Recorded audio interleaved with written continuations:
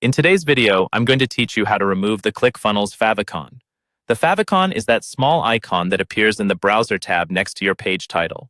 By default, Clickfunnels may show its own icon, which can look a bit unprofessional if you're trying to create a clean, branded experience. Removing it is simple once you know where to look, and I'll walk you through it step by step. First, let's get into the right place inside your Clickfunnels account. Start by heading to your funnels dashboard. This is the main area where all of your funnels are listed. Take a moment to locate the specific funnel where you want to remove the favicon. If you have a lot of funnels, you might need to scroll up and down to find it. Once you've found the right funnel, look for the settings icon next to the funnel name. It usually looks like a little gear. Depending on your screen size, you might not see it right away. If that happens, try scrolling horizontally across the funnel's dashboard until the settings column comes into view. When you see the gear icon for your funnel, click on it to open the funnel settings page.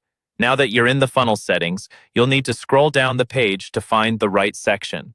Look for the area labeled Branding, Custom Code, and Funnel Appearance. This is where Clickfunnels groups options related to how your funnel looks and feels. Within that section, find the option labeled Favicon Image. This is where the current icon is stored.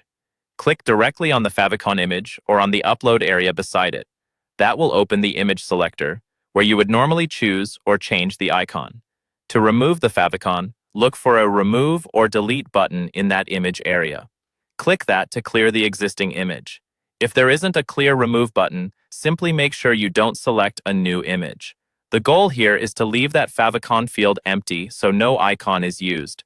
Once you've removed or cleared the favicon, scroll down to the bottom of the settings page and click Update Funnel. This step is crucial. If you don't save, your changes won't apply.